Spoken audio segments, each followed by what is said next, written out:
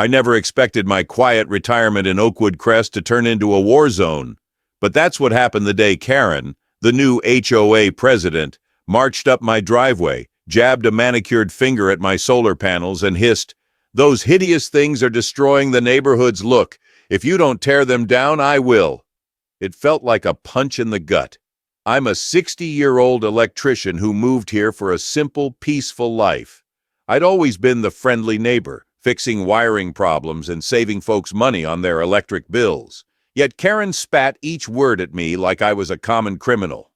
"You think you're helping the planet?" she sneered. "All you're really doing is showing off and running up our energy usage."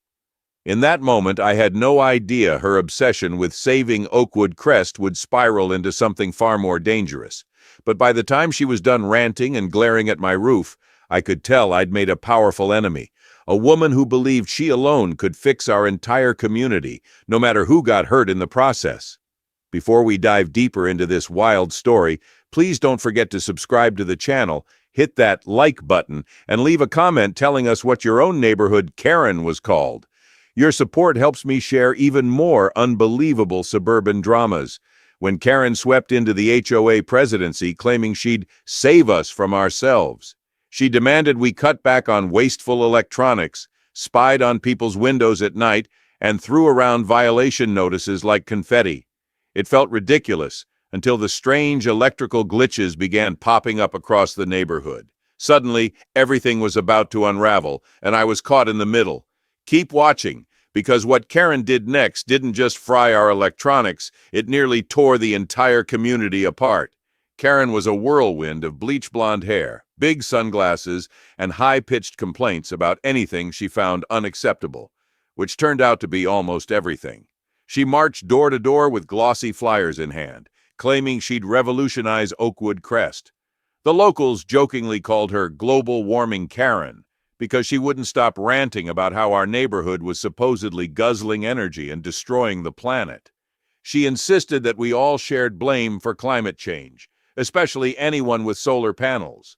Don't ask me how she twisted the logic, but according to her, my panels were some sort of visual pollution, a tacky eyesore that would tank property values. She'd approach you with this frozen smile like she was about to sell you a miracle juice cleanse, then lecture you for half an hour on how your air conditioner was single-handedly melting polar ice caps. For a 60-year-old electrician like me, it was bizarre listening to her spout nonsense. She came across as both arrogant and wildly uninformed, yet she had a certain manipulative charm that snagged the votes of enough residents who believed her promise to protect Oakwood Crest's future. So, when Election Day ended, Karen was our new HOA president by a landslide. I couldn't believe it. The moment she was declared the winner, I saw her scanning the crowd with that triumphant grin, and her eyes locked onto me. I tried to stay positive. How bad could it really get? Oakwood Crest was still home. I'd been around long enough to know that some people loved throwing their weight around, but usually they'd calm down once the reality of the job hit them. Karen, however, wasted no time. Within a week, she rolled out new environmental compliance guidelines. The bullet points included strictly limiting outdoor lighting after 7 p.m. to reduce light pollution, requiring approval for any major or minor electronic installation visible to the street, discouraging the use of gaming consoles, big-screen TVs, and other unnecessary entertainment electronics. When neighbors asked for clarification, Karen sniped that these devices were energy vampires. The new rules had no official bylaw backing yet, but that didn't stop her from plastering them on every door. It got especially eerie at night. Karen would patrol the neighborhood, peeking into windows. If she caught even a glimpse of a TV or computer screen glowing inside, she'd type furiously on her tablet. The next day, a warning letter would appear on that resident's doorstep. I heard from folks who were practically living in the dark to avoid those notices. Meanwhile, I was receiving them for my solar panels, over and over, until my mailbox felt like it was stuffed with nothing but Karen's rants. I'm a laid-back guy. I like to fix circuit breakers, chat with neighbors about the best fertilizer for tomatoes, and watch classic movies on my modest living room TV. I don't go looking for fights, especially at my age, but Karen made it impossible to ignore her. Every day, new violations would surface. My solar panels were illegally reflective. My front porch light was energy inefficient, and so on. Friends in the neighborhood encouraged me to stand my ground. "You know more about electricity than anyone else here," they said. "You even help half the community with their wiring for free." Indeed, I'd installed new outlets for Miss Green, replaced a faulty circuit breaker for the Petersons, and helped fix the doorbell over at the Johnsons. I'd done so many little jobs that, honestly, it felt like I was the community handyman. And guess what? I liked that role. It gave me a sense of purpose. Karen, though, seemed determined to paint me as the local villain who was leading Oakwood Crest into an energy crisis. She started dropping comments at HOA meetings about how not everyone's hands are as clean as they seem, obviously referring to my electrician's hands. It was borderline comical, but I could see some neighbors were buying into her fear-mongering. Soon after, small electrical glitches began popping up around Oakwood Crest. Nothing huge at first. The Mercer family's fridge would shut off mysteriously at night, then reboot in the morning. Miss Green's garage door opener kept short-circuiting. Over at the Johnsons, their brand-new laptop charger sparked, nearly frying the device. I offered to check the wiring, suspecting a general issue with our power lines. Interestingly, every glitch happened right after Karen had posted one of her condescending energy audit notices. When I tried to trace the disruptions back to our local distribution box, I found evidence that someone had messed with the wiring. Neighbors started talking. Some swore they'd seen Karen skulking around in the evenings, shining a tiny flashlight at outdoor electrical panels. Still, we had no solid proof, just rumors. She tried to frame me more than once. There was a moment Miss Green recounted to me. Karen knocked on her door at 9 p.m., claiming to have seen me tampering with her garage wiring. But Miss Green knew better. I had fixed her garage system 2 weeks prior, and it had worked perfectly until Karen started snooping around. Not only that, Miss Green trusted me. She'd known me for years, and I was the one who rescued her cat from her attic a few months back by rewiring a broken vent fan. So Miss Green gently told Karen she didn't believe her story. Karen huffed off in a rage. Late one evening, I was returning from a visit to my daughter's house a few miles away. Driving through the neighborhood, I caught sight of someone standing near the chain-link fence around the distribution node. The figure looked suspiciously like Karen, shoulders squared, blonde hair shining in the streetlights. I pulled over to a curb and walked closer. My stomach twisted when I noticed the fence gate was cut open. Sure enough, Karen was inside, wearing gloves and messing with something near the live cables. "Karen!" I called, both incredulous and angry. She spun around with a wild look in her eyes. Before I could reach her, she yanked on a cluster of wires and sparks flew. She flinched backward, letting out a shrill yelp that echoed through the dark. Then, with a burst of adrenaline, she scrambled out through the cut fence and bolted to her SUV. Standing alone in that fenced area, I heard a low hum change pitch. Lights down the block began to flicker. "Oh no!" I breathed, realizing just how severe the damage might be. I sprinted back to my truck to grab my emergency toolkit, but by the time I returned, the entire distribution node was surging dangerously.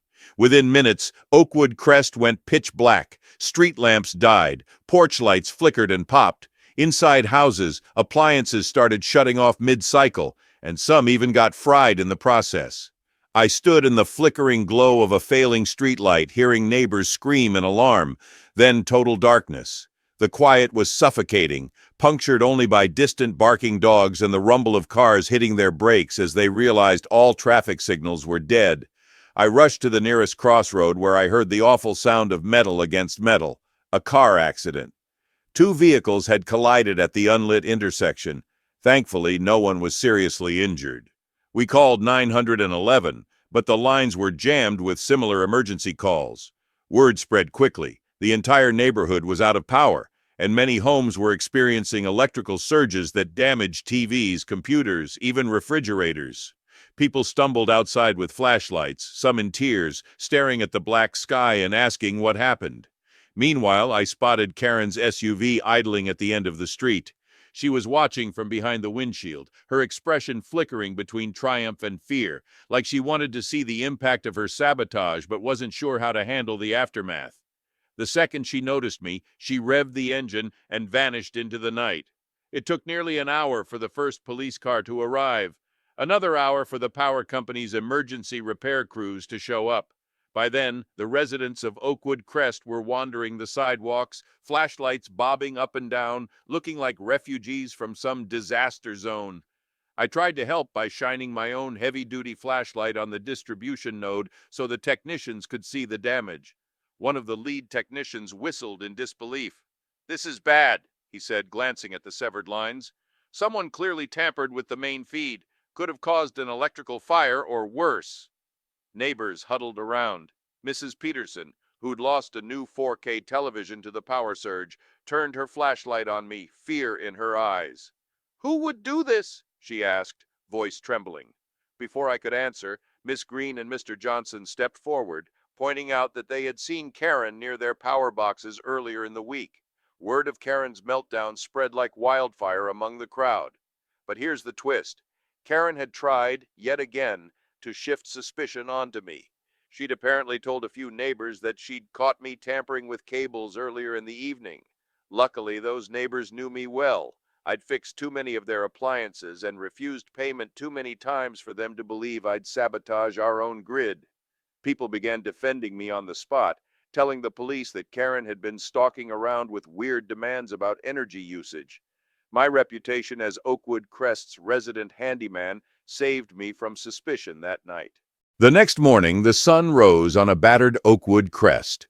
Many families woke up to find their laptops dead, their smart refrigerators blinking error messages, and their phones barely holding a charge after a night without electricity.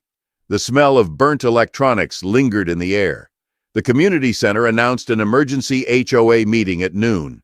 I headed there early to help set up portable lamps. The power was still unstable in some areas, and I found the room already buzzing with angry conversations. Everyone was desperate for answers. Damaged TVs, crashed computers, one neighbor even lost his entire fish tank due to the sudden shutdown of water pumps. The cost to replace all of it was going to be astronomical.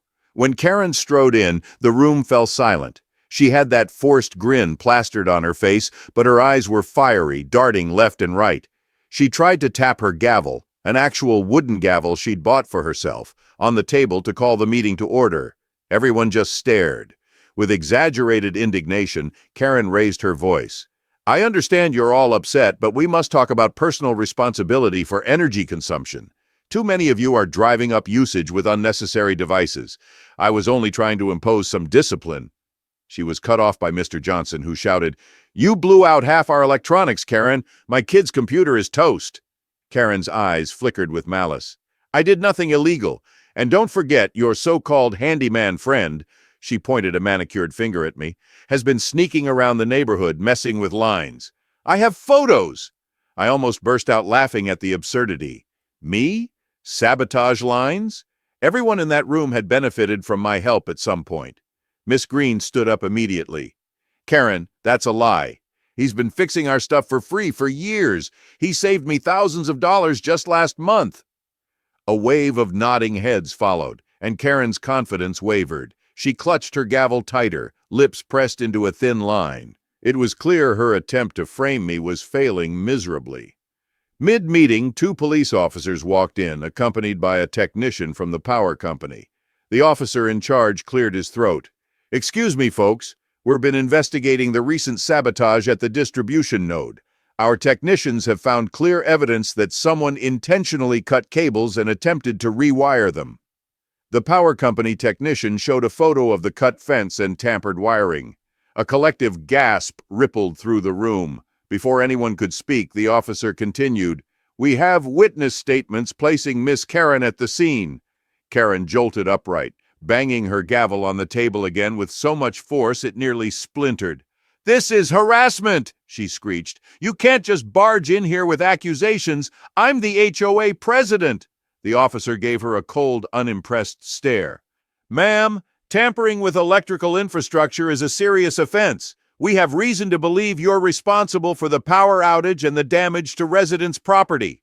Karen's face twisted in rage. "You're all incompetent. The real criminal is that so-called electrician who runs around installing illegal contraptions on roofs." She stabbed a finger in my direction, voice cracking with hysteria. but the neighbors pushed back, defending me, explaining how I'd been away when the sabotage happened and that I had, in fact, helped mitigate some of the electrical damage. Seeing this, Karen's outrage turned to something more desperate. Her ranting escalated into shrill accusations about how we were all spoiled brats draining the earth of resources, and how she was the only one who cared enough to do something drastic. The officers remained calm, stating that caring for the environment didn't grant her a license to break the law. Then, in front of everyone, they told Karen she needed to come to the station for questioning. With a final slam of her gavel, she shrieked, "This isn't over!" and stormed out with the police at her side. In the weeks that followed, the police gathered more evidence. They interviewed families who had seen Karen lurking around their backyards, fiddling with electrical meters. Several people discovered partial damage to wires leading to their houses. Thankfully, nothing as severe as the distribution node sabotage. Meanwhile, Karen tried to rally a handful of her die-hard supporters, claiming she was being persecuted for trying to save the planet. They put up a fuss online, posting on neighborhood forums that the rest of us were energy gluttons. But these posts were met with overwhelming backlash. Most folks in Oakwood Crest had enough of Karen's theatrics. Our once tranquil community was in the spotlight now, with local news channels covering the story of the HOA president gone rogue. One morning, a week after the blackout, I was repairing Miss Green's circuit board again when she told me Karen had been spotted in her SUV, creeping around the neighborhood, presumably violating her bail terms by continuing to harass residents. Sure enough, after finishing Miss Green's repair, I saw Karen's car. She was parked on the corner, glaring at a group of neighbors who were unloading groceries. I recognized Mr. and Mrs. Fields among them, lovely folks who had just replaced their spoiled fridge. Karen actually stepped out of her SUV, marched toward them, and started scolding them for buying a new appliance she deemed unnecessary. When Mrs. Fields calmly explained that they needed a working refrigerator for food safety, Karen sneered that they should live off fresh vegetables they grow themselves, then swore they'd regret ignoring her ecological warnings. Well, Mr. Fields had zero patience for that. He pointed a finger right back at Karen and reminded her of all the damage she'd caused, the money they had to spend to fix what she broke. A crowd started to gather, some filming on their phones. Karen, realizing she was outnumbered, stomped back to her car and drove away in a cloud of dust, screeching tires echoing down the street. Eventually, the case reached the courthouse. Local reporters surrounded the entrance on the first day of Karen's hearing. She arrived dressed in a sharp blazer, chin held high, lips pursed into a smug line that somehow managed to convey both arrogance and desperation. Her lawyer tried to argue she was acting under an extreme sense of environmental duty, but the judge wasn't having it. I was called as a witness because I'd seen Karen tampering with the distribution node. I described the scene, her gloves, the sparks, the cut fence. Every detail was etched into my memory. The prosecution showed the security footage from neighbors' cameras, grainy shots of Karen skulking around side yards, fiddling with electrical meters. By the time they finished presenting evidence, the jury looked appalled. Karen's defense tried to claim that her intentions were pure and that I, as an electrician, must have orchestrated the sabotage to pin it on her. But the neighbors' testimonies crushed that narrative. They recounted how many times I'd helped them repair wiring or reduce dangerous electrical overloads. In contrast, Karen's brand of help had involved sabotage, intimidation, and outright vandalism. Toward the end of the trial, Karen had a meltdown on the stand. Her face turned red and spittle flew from her mouth as she ranted about saving Oakwood Crest from itself. By the time the gavel struck, she was found guilty of multiple offenses: vandalism, reckless endangerment, and tampering with public utilities. She faced hefty fines, probation, and mandatory community service. The judge also allowed for civil lawsuits from any resident whose property she damaged. Even after her conviction, Karen refused to apologize. For a short time, she remained in her home in Oakwood Crest, sending out bizarre official notices that no one heeded. She harassed me in particular, leaving voicemails at odd hours. In one, she shrieked, "You and your worthless solar panels will be the death of this planet, not the salvation." I reported her behavior to the police, who warned her to cease contact. Soon her supporters vanished, either embarrassed or unwilling to face the legal repercussions alongside her. As public scorn mounted, Karen began talking about moving. She put her house up for sale, but not before one final stunt. She tried to convene a special emergency HOA session, claiming she was still president. Only 3 people showed up, likely out of morbid curiosity. Karen ranted for half an hour about how we should outlaw wasteful electronics, turn off all air conditioners, and revert to living like pioneers. By that point, everyone was so sick of her lunacy, the meeting ended with a collective eye roll. A few days later, a moving truck appeared in her driveway. She left our neighborhood forever,